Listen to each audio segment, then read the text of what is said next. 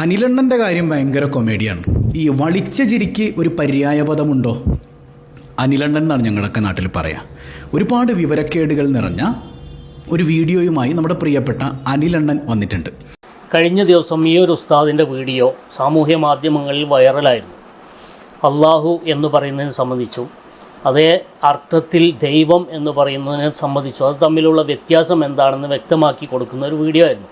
അപ്പോൾ സാധാരണ ഒരു മുസ്ലിയാർക്ക് മറുപടി പറയുന്നത് പോലെ തള്ളിമറിക്കാം എന്ന് കരുതി ഒരുപാട് പൊട്ടത്തരവുമായി സ്ഥിരമായിട്ട് വരുന്നത് പോലെ അനിലണ്ണൻ ഇദ്ദേഹത്തിന് മറുപടി പറഞ്ഞു. പക്ഷേ നല്ല വെടിപ്പായിട്ട് കാര്യങ്ങൾ പഠിച്ചുകൊണ്ട് ഇദ്ദേഹം മറുപടി കൊടുത്തിരിക്കുകയാണ്. ഞാൻ മനസ്സിലാക്കിയിടത്തോളം ഇദ്ദേഹം കേവലം ഒരു ഉസ്താദ് മാത്രമല്ല, അദ്ദേഹം ഒരു ആർട്സ് കോളേജിലെ ലെക്ചറാണ്. അത്യാവശ്യം വിദ്യാഭ്യാസമൊക്കെ ഉള്ള ആളാണ്. മാത്രമല്ല സൈക്കോളജിസ്റ്റുമാണ് എന്ന് തോന്നുന്നു. എന്നാലും സാധാരണ ഈ തലക്കെട്ടൊക്കെ കെട്ടിക്കഴിഞ്ഞാൽ മൂല്യന്മാർക്കൊന്നും തിരിയില്ല എന്നുള്ള ഒരു ഭാഷ്യമാണ് അനിലൊക്കെ ധ്വനിപ്പിക്കുന്നത്. ആ ഒരു രൂപത്തിലാണ് മറുപടി പറയാൻ ശ്രമിച്ചിട്ടുള്ളത്. പക്ഷേ കൃത്യമായിട്ട് നല്ല അണ്ണാക്കിലിട്ട് പൊട്ടിച്ചിരിക്കുകയാണ് മുസ്ലിയാർ. അപ്പോൾ നമുക്കതിൻ്റെ ബാക്കി ഭാഗം ഒന്ന് കേട്ടു നോക്കാം. വളരെ വ്യക്തമായി മനസ്സിലാക്കേണ്ട ഒരു കാര്യമാണ് നമുക്കിന്ന് പറയാനുള്ളത്. അങ്ങനെ നമ്മുടെ ഒരു വെള്ളാപ്പള്ളി മുസ്ലിയാർ ഒരു പ്രധാനപ്പെട്ട കാര്യം കണ്ടുപിടിച്ചിരിക്കുന്നു. വെള്ളാപ്പള്ളി മുസ്ലിയാർ അല്ലേ? എനിക്ക് പുതിയ പേരൊക്കെ കിട്ടിയിട്ടുണ്ട്. ഏതായാലും സംഗതി കൊള്ളാം അണ്ണ. ഇവിടുത്തെ വിഷയം എന്താണെന്ന് അണ്ണന് മനസ്സിലായിട്ടില്ല. അള്ളാഹു എന്നതിന് പകരം ദൈവത്തിൻ്റെ പേരിൽ എന്ന് സത്യപ്രതിജ്ഞ ചെയ്തുകൂടാ എന്നൊന്നും അല്ല അണ്ണ ഞാൻ ഈ പറഞ്ഞത്. അണ്ണനും മനസ്സിലായിട്ടില്ല. അണ്ണൻ ശരിക്കും മനസ്സിലാക്കണം കേട്ടോ. അണ്ണനും കുഞ്ഞണ്ണനും മനസ്സിലാക്കണം. അതായത് അള്ളാഹു എന്ന് 2011 പറയാൻ പറ്റിയിടത്ത് നിന്ന് 2026 ആയപ്പോൾ ദൈവനാമത്തിൽ എന്ന് പറയേണ്ടി വന്നത് എന്തുകൊണ്ടാണ്? What's a reason behind that? അതിൻ്റെ കാരണം എന്താണെന്നാണ് നമ്മൾ ചോദിച്ചത്. അല്ലാതെ ദൈവം എന്ന് പറയാൻ പറ്റുമോ, അള്ളാഹ് എന്ന് പറഞ്ഞാൽ മാത്രമേ ശരിയാവുള്ളൂ, ഇതൊന്നുമല്ല ചർച്ച. എന്താണെന്ന് പോലും മനസ്സിലാക്കാതെ പച്ചത്തെറി. എനിക്ക് വന്ന കോൾസിനും മെസ്സേജസിനും കയ്യും കണക്കൂല. എത്ര തെറിവിളികളാണ്. നമുക്ക് രാഷ്ട്രീയമായൊരു ബോധം കൃത്യമായിട്ട് വേണ്ടേ? രാഷ്ട്രീയ അടിമകളാകരുതല്ലോ. പേരിൽ മുസ്ലിം ഉണ്ടായിട്ട് കാര്യമില്ലല്ലോ. ഈ മുസ്ലിമിൻ്റെ സ്വഭാവം ഉണ്ടാകുമ്പോഴാണ് യഥാർത്ഥ രാഷ്ട്രീയക്കാരായിട്ട് നമ്മൾ മാറണത്. അല്ലെങ്കിൽ പിന്നെ നമ്മൾ എന്തിനു കൊള്ളാം? അപ്പോൾ ശരിക്കും മനസ്സിലാക്കുക, അള്ളാഹുവിൻ്റെ നാമത്തിൽ സത്യപ്രതിജ്ഞ ചെയ്താൽ വലിയ കുഴപ്പങ്ങളുണ്ടെന്നൊക്കെയാണ് കുറേ ആളുകൾ പറയണത്. അങ്ങനെ കുഴപ്പങ്ങളുണ്ടോ? ഒരു കുഴപ്പമില്ല. ഇന്ത്യൻ ഭരണഘടനയുടെ 3rd ഷെഡ്യൂൾ പ്രകാരം സത്യപ്രതിജ്ഞാ വാചകങ്ങൾ കൃത്യമായി നിശ്ചയിച്ചിട്ടുണ്ട്. അതിൽ കാണാം, swear in the name of God, ദൈവത്തിൻ്റെ നാമത്തിൽ. ദൈവത്തിൻ്റെ നാമം എന്ന് പറഞ്ഞതിന് കൃത്യമായ വിശദീകരണമുണ്ട്. God is treated as a broad category and individual is entirely free to substitute the word God with the specific name of the deity of worship such as Allah, Ishwar or Yehovah based on their religious faith. അപ്പോൾ ദൈവനാമത്തിൽ എന്ന് ഭരണഘടനയിൽ പറഞ്ഞ ആ വാക്കിനെ ഓരോരുത്തർ വിശ്വസിക്കുന്ന deity ഏതാണോ, ഓരോരുത്തരും ആരാധിക്കുന്ന ദൈവം ഏതാണ് എന്ന നിലക്ക് അവർക്ക് ആ ദൈവത്തിൻ്റെ പേരിൽ സത്യപ്രതിജ്ഞ ചെയ്യാം. 3 എണ്ണമാണ് ഉദ്ദേശിച്ചിട്ടുള്ളത്: അള്ളാഹ്, ഈശ്വർ, യഹോവ. ഈ 3 പേരിൽ എന്തു ചെയ്യാം? ആ വിഭാഗത്തിന് സത്യപ്രതിജ്ഞ ചെയ്യാം. അപ്പോൾ ഇതിനെതിരെ കേസുകൾ ഉണ്ടായിട്ടുണ്ടോ? ആരെങ്കിലുമൊക്കെ അള്ളാഹ് എന്ന് സത്യപ്രതിജ്ഞ ചെയ്തതിൻ്റെ പേരിലൊക്കെ കേസുകൾ വന്നിട്ടുണ്ടോ? അങ്ങനെ ചില കേസുകളുണ്ട്. അതിൻ്റെ വിശദീകരണം ഞാൻ പറഞ്ഞുതരാം കേട്ടോ. 2010 ജാർഖണ്ഡ് ഗവർണറായി സയ്യിദ് അഹമ്മദ് സത്യപ്രതിജ്ഞ ചെയ്തപ്പോൾ അദ്ദേഹം പറഞ്ഞത് അള്ളാഹ് കെ നാം പർ, ദൈവനാമം, അള്ളാഹുവിൻ്റെ നാമത്തിൽ എന്നാണ് അദ്ദേഹം പ്രയോഗിച്ചത്. ഇതിനെതിരെ ഒരു മനുഷ്യൻ ഹർജി കൊടുത്തു. അങ്ങനെ ഹർജി കൊടുത്ത സമയത്ത് കോടതി പറഞ്ഞത് എന്താണ്? ഷെയിംഫുൾ പെറ്റീഷൻ, ഇത് നാണം കെട്ട പരാതിയാണെന്നാണ്. അപ്പോൾ അള്ളാഹുവിൻ്റെ പേരിൽ സത്യപ്രതിജ്ഞ ചെയ്യുന്നതിനെ കോടതിയും അന്ന് എതിർത്തിട്ടില്ല. ശരിക്കും മനസ്സിലാക്കണം കേട്ടോ. ഇത് ഷെയിംഫുൾ പെറ്റീഷൻ, നാണം കെട്ട ഒരു പരാതിയാണെന്നാണ് കോടതി ഇതിനെ പറഞ്ഞത്. ഇനി കേരള ഹൈക്കോടതി 2003 വിധികൾ നോക്കിക്കഴിഞ്ഞാൽ പേഴ്സണൽ പെർസെപ്ഷൻ ഓഫ് ഗോഡ്, അവിടെ വ്യക്തിപരമായ ദൈവസങ്കല്പത്തെ അവിടെ പറയാമെന്ന് തന്നെയാണ് 2003 കേരള ഹൈക്കോടതിയും പറഞ്ഞിട്ടുള്ളത്. ഇനി മൂന്നാമതായ ഒരു കാര്യം, ഇങ്ങനെ പറയുന്നതിനെതിരെ, അതായത് അള്ളാഹുവിൻ്റെ നാമത്തിൽ സത്യം ചെയ്യുന്നു, യേശുവിൻ്റെ നാമത്തിൽ സത്യം ചെയ്യുന്നു, ഇങ്ങനെ പറയുന്നതിനെതിരെ, അല്ലെങ്കിൽ ഈശ്വര നാമത്തിൽ സത്യം ചെയ്യുന്നു, ഇതിനെതിരെ കേന്ദ്ര ഗവൺമെൻറ്റോ അല്ലെങ്കിൽ പാർലമെൻറ്റോ ഒരു സർക്കുലറോ ഒരു വിലക്കോ ഇവിടെ ഉണ്ടാക്കിയിട്ടില്ല, ഇവിടെ നൽകിയിട്ടില്ല. പിന്നെന്താ ഇവിടെ പ്രശ്നം? അപ്പോൾ അള്ളാഹുവിൻ്റെ നാമത്തിൽ സത്യം ചെയ്യാമെന്നാണ് കോടതി പഠിപ്പിക്കുന്നത്. ശരി, നമ്മുടെ ആ ഒരു കോൺഫിഡൻസ് കൂട്ടിയുണ്ടല്ലോ, ഓവർ കോൺഫിഡൻസ് ആയിട്ട് ഇങ്ങനെയൊക്കെ ഒന്നില്ലേ? അപ്പോൾ ഇനി അനിലണ്ണൻ ഈ വഴിക്ക് വരില്ല. കാരണം അങ്ങനെയാണ്.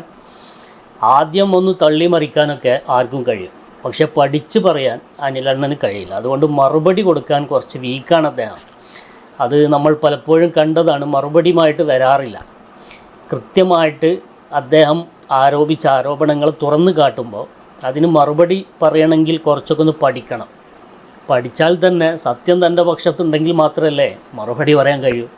അങ്ങനെയുള്ള ഒരുപാട് പ്രതിസന്ധികൾ അദ്ദേഹത്തിനുണ്ട്. അതുകൊണ്ട് ഉസ്താദ് അദ്ദേഹത്തെ ഇടങ്ങാറാക്കരുത് എന്നാണ് പറയാനുള്ളത്. പിന്നെ ഞാൻ ഈ വിഷയത്തിൽ ചില കാര്യങ്ങൾ പറയാനുണ്ട്. ഇതിൻ്റെ ഇപ്പോൾ രാഷ്ട്രീയമായിരിക്കുന്ന കാര്യങ്ങളിലേക്കൊന്നും ഞാൻ കടക്കുന്നില്ല. ആരത് പറഞ്ഞു പറഞ്ഞില്ല എന്ന വിഷയത്തിലേക്കൊന്നും കടക്കുന്നില്ല. കാര്യങ്ങളൊക്കെ ഇവിടെ ചർച്ച ചെയ്യപ്പെട്ടു. ഇദ്ദേഹത്തിൻ്റെ വാക്കുകളിലൂടെ തന്നെ നിങ്ങൾക്ക് ഒരുപാട് കാര്യങ്ങൾ മനസ്സിലാക്കാൻ സാധിച്ചിട്ടുണ്ട്.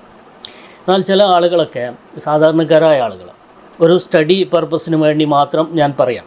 അതായത് അള്ളാഹു എന്നതിൻ്റെ നേരെ പരിഭാഷയാണ് ദൈവം എന്നൊക്കെ ധരിച്ചു വച്ചിരിക്കുന്ന ആളുകളുണ്ട്. അപ്പോൾ അതുപോലെ ഇബാദത്ത് എന്നതിൻ്റെ നേരെ പരിഭാഷയാണ് ആരാധന, ദുആ എന്നതിൻ്റെ പരിഭാഷയാണ് പ്രാർത്ഥന എന്നൊക്കെ ധരിച്ചു വെച്ച ആളുകളുണ്ട്.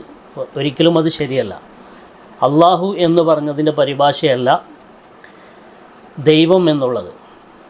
കാരണം ഇലാഹ് എന്ന് പറഞ്ഞാൽ അതിൻ്റെ അർത്ഥം വേണമെങ്കിൽ ദൈവം എന്നാക്കാം. ഇലാഹ് എന്ന് പറഞ്ഞാൽ, അറബിയിൽ ഇലാഹ് എന്ന് പറഞ്ഞാൽ എല്ലാ ആരാധിക്കപ്പെടുന്ന വസ്തുക്കൾക്കും പറയാമെന്നാണ്. ആരൊക്കെ എന്തിനൊക്കെ ആരാധിക്കുന്നുണ്ട് അതിനൊക്കെ ഇലാഹ് എന്ന് പറയാം. അതായത് കല്ലിനെ ആരാധിക്കുന്നവരുണ്ട്, മുള്ളിനെ ആരാധിക്കുന്നവരുണ്ട്, മരത്തിനെ ആരാധിക്കുന്നവരുണ്ട്, തീയിനെ ആരാധിക്കുന്നവരുണ്ട്, സൂര്യനെ ആരാധിക്കുന്നവരുണ്ട്. അവകൾക്കൊക്കെ ഇലാഹ് എന്ന പദം ഉപയോഗിക്കപ്പെടും എന്ന്. യഥാർത്ഥ ഇലാഹല്ല, ഇലാഹ് എന്ന പദം അതിനൊക്കെ ഉപയോഗിക്കപ്പെടും. എന്നാൽ അൽ മഅബൂദു ബിൽ ഹഖ്, യഥാർത്ഥത്തിൽ ആരാധിക്കപ്പെടുന്ന ഒരാൾക്ക് മാത്രമേ അള്ളാഹ് എന്നുള്ള പദം ഉപയോഗിക്കപ്പെടൂ. അതായത് ഇലാഹി എന്ന പദത്തിലേക്ക് അലിഫ്ലാം വന്നു ചേർന്നു. അതിൻ്റെ നഹവിയായ ഗ്രാമർ കാര്യങ്ങളിലേക്കൊക്കെ ഇറങ്ങിപ്പോയാൽ ഒരുപാട് കാര്യങ്ങൾ ചർച്ച ചെയ്യാനുണ്ട്. തഫ്സീറുകളിലും മറ്റുള്ള ഗ്രന്ഥങ്ങളിലുമൊക്കെ അത് പേജുകളോളം ചർച്ച ചെയ്ത ഒരു വിഷയമാണ്. സാധാരണക്കാരുടെ മുന്നിൽ അത്തരം ചർച്ചകൾ എടുത്തിട്ട് ആശയക്കുഴപ്പം ഉണ്ടാക്കുന്നില്ല. നമ്മൾ ഷോർട്ടായിട്ട് മനസ്സിലാക്കേണ്ട ഒരു കാര്യം ഇതാണ്. അള്ളാഹ് എന്ന് പറഞ്ഞാൽ അൽ മഅബൂദ് ബിൽ ഹഖ്, യഥാർത്ഥത്തിൽ ആരാധിക്കപ്പെടുന്ന ആൾക്ക് മാത്രമേ അള്ളാഹ് എന്ന് പറയൂ. അങ്ങനെ അള്ളാഹ് എന്നുള്ള പേര് മറ്റുള്ള ആളുകളുടെ, ഏതൊരാളുകളുടെ വിശ്വാസത്തിലുള്ള ഒരു ദൈവത്തിനും വെക്കപ്പെട്ടിട്ടില്ല എന്നതാണ്. അപ്പോൾ അതിൻ്റെ നേരെ പരിഭാഷയല്ല ദൈവം എന്നുള്ളത്. മുസ്ലിങ്ങൾ അള്ളാഹ് എന്ന് പറഞ്ഞാൽ അതുകൊണ്ട് ഉദ്ദേശിക്കപ്പെടുന്ന അൽ മഅബൂദ് ബിൽ ഹക്കാണ്, യഥാർത്ഥത്തിൽ ആരാധിക്കപ്പെടുന്ന, യഥാർത്ഥത്തിൽ ആരാധനക്കർഹനായ വ്യക്തി എന്നാണ്. അതാണ് അള്ളാഹുവും ദൈവവും തമ്മിലുള്ള വ്യത്യാസം. ഇതുപോലെ തന്നെയാണ് ഇബാദത്ത് എന്ന് പറഞ്ഞാൽ എന്താ, അതിൻ്റെ ഡെഫിനിഷൻ ശരിക്ക് നോക്കിക്കഴിഞ്ഞാൽ അതിന് ആരാധന എന്ന് അർത്ഥം പറയുന്നത് ഒരിക്കലും അതിൻ്റെ സ്യൂട്ടബിളായിരിക്കുന്ന ഒരിക്കലും അർത്ഥമല്ല ആരാധന എന്നുള്ളത്.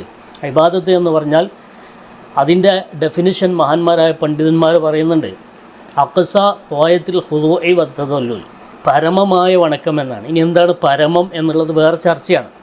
പരമമായ വണക്കം എപ്പോഴാണ് ആവുക, എപ്പോഴാണ് ആവാതിരിക്കുക, ഒരു വണക്ക പരമമാവണമെങ്കിൽ എന്തെല്ലാം ആവണം, ഇതൊക്കെ വളരെ ആഴമേറിയ ചർച്ചയാണ്. അതാണ് ഇബാദത്ത് എന്ന് പറയുന്നത്. അതുപോലെ തന്നെ ദുആ എന്ന് പറഞ്ഞാൽ ഇസ്തിദ്ആഉൽ അബ്ദി റബ്ബഹു അൽ ഐനായ എന്നാണ്. ഒരാൾ തൻ്റെ റബ്ബാണ് എന്ന് വിശ്വസിക്കുന്ന ഒരാളോട് സഹായം ചോദിക്കുന്നതിനാണ് ദുആ എന്ന് പറയാം. അതായത് സാങ്കേതികമായി പറയുന്ന ദുആ. ഒരിക്കലും അതിൻ്റെ അർത്ഥമല്ല പ്രാർത്ഥന എന്നുള്ളത്, അതിൻ്റെ അർത്ഥമല്ല. പക്ഷെ മലയാളത്തിൽ ദുആ എന്നതിന് നേരിട്ട് ഒരു അർത്ഥമില്ലാത്തത് കൊണ്ട് പലപ്പോഴും അതിൻ്റെ അർത്ഥമായിട്ട് ഇതിനൊക്കെ നമ്മൾ ഉപയോഗിക്കുന്നു എന്ന് മാത്രം. പക്ഷേ അപ്പോഴും നമ്മൾ മനസ്സിലാക്കുന്നത്, നമ്മളെ മനസ്സിലുള്ളത് എന്താണ്, അത് ഈ നമ്മൾ ഉദ്ദേശിക്കുന്ന ഇസ്തിലാഹിയായ സാങ്കേതികമായിരിക്കുന്ന ദുആ ആണ്, ഇബാദത്താണ് എന്നൊക്കെയാണ് നമ്മളവിടെ ഉദ്ദേശിക്കുക. അതാണ്. ഇതൊന്നും സാധാരണക്കാരായ ആളുകൾക്ക് ചിലപ്പോൾ പഠിക്കാത്തത് മൂലം അറിയില്ല. ഞാനൊരു സ്റ്റഡി പർപ്പസിന് വേണ്ടി മാത്രം പറഞ്ഞതാണ്. അപ്പോൾ ഇങ്ങനെയൊക്കെയുള്ള കാര്യങ്ങൾ ഇതിലുണ്ട്. അപ്പം മറുപടി പറയാൻ വരുമ്പോൾ ഇതൊക്കെ കൃത്യമായിട്ട് മനസ്സിലാക്കി പഠിച്ച ഒരാളായിരിക്കണം. അതില്ലാതിരിക്കുമ്പോൾ ഇതുപോലെ ഇങ്ങനെ പഠിച്ച ആളുകളുടെ മുന്നിൽ പെടും. അതാണ് അനിലണ്ണനൊക്കെ സംഭവിച്ചിട്ടുള്ള ഒരു കാര്യം. തങ്ങളൊക്കെ ഒരിക്കലും ഞാനൊരു ലീഗ് വിരോധിയോ അല്ലെങ്കിൽ ഒരു രാഷ്ട്രീയ പാർട്ടിയുടെയും വിരോധിയല്ല. സംഘികൾക്കെതിരെ മാത്രമാണ് കൃത്യമായ നിലപാടുള്ളത്. ബാക്കിയുള്ളതൊക്കെ തെറ്റും ശരിയൊക്കെ അങ്ങോട്ടും ഇങ്ങോട്ടും പറയും. ഇപ്പം ഇന്നലെ മിനിയാന്ന് പാണക്കാട് തങ്ങൾക്ക് അനുകൂലമായിട്ടൊരു പ്രസംഗം നടത്തി. എന്തെല്ലാം കയ്യടികളായിരുന്നു. അപ്പോൾ അതിൻ്റെ ഇടയിൽ കമ്മ്യൂണിസ്റ്റുകാർ ചീത്ത വിളിക്കാൻ വരും. ഇന്നിപ്പോൾ പാണക്കാട് തങ്ങളെക്കുറിച്ചൊന്നും പറഞ്ഞില്ല, ചില സ്ഖലിതങ്ങൾ ചൂണ്ടിക്കാണിച്ചപ്പോൾ പച്ചത്തെറി വിളിക്കാൻ. അപ്പോൾ നിങ്ങൾ വിളിച്ചോ, അതൊന്നും എന്നെ ബാധിക്കുന്ന വിഷയമല്ല കേട്ടോ.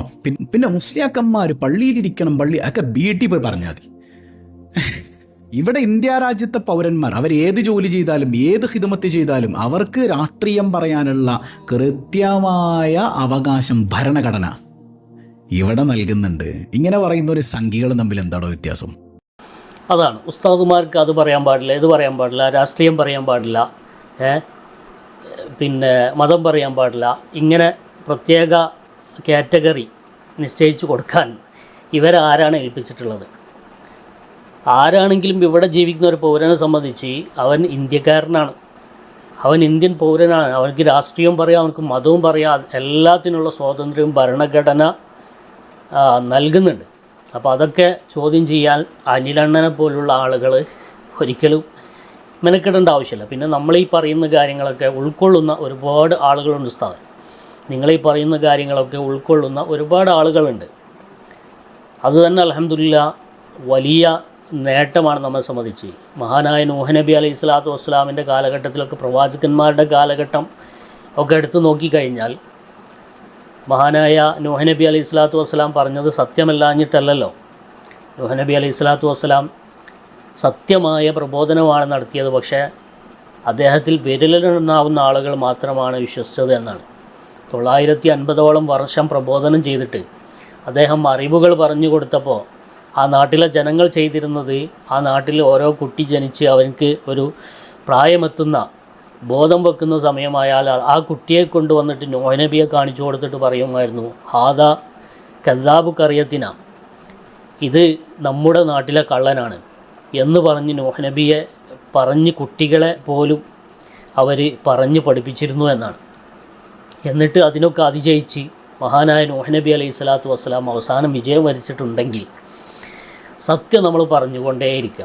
അതിന് ഏത് തരത്തിലുള്ള സംഖ്യകൾ അസ്വസ്ഥതപ്പെട്ടാലും അതിന് നമുക്ക് യാതൊരു പ്രശ്നവുമില്ല. നമ്മളെ സത്യമാണ് എന്ന് നമുക്ക് ദൃഢമായ ഉറപ്പുണ്ടായാൽ മതി. നമ്മൾ പറയുന്ന കാര്യങ്ങൾ സത്യമാണ് എന്ന ആത്മവിശ്വാസം നമുക്കുണ്ടെങ്കിൽ അത് നമ്മൾ പറഞ്ഞുകൊണ്ടേയിരിക്കുക. അത് അംഗീകരിക്കുന്ന ആളുകൾ ഇവിടെയുണ്ട്.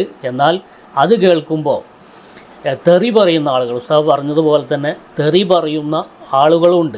അവർക്ക് ഇതിന് മറുപടി പറയാൻ ഒന്നുമില്ലാത്തതിൻ്റെ പേരിൽ അവരുടെ ഒരു ടെൻഷൻ തീർക്കാൻ അല്ലെങ്കിൽ അവരുടെ സ്ട്രെസ്സ് ഒഴിവാക്കാൻ വേണ്ടിയിട്ട് അവർ തെറി പറയുന്നതാണ്. അതുകൊണ്ട് അവർക്ക് എന്തെങ്കിലും സന്തോഷം കിട്ടുന്നുണ്ടെങ്കിൽ അതും അവർ തുടരട്ടെ. കാരണം ആർക്കെങ്കിലും നമ്മളെ കൊണ്ട് എന്തെങ്കിലും സന്തോഷം കിട്ടുന്നതിനും നമ്മളെതിരല്ല. അള്ളാഹു എല്ലാവരെയും അനുഗ്രഹിക്കട്ടെ. ആമീൻ. അസ്സലാമു അലൈക്കും വറഹ്മത്തുള്ളാഹി വബറകാതുഹു.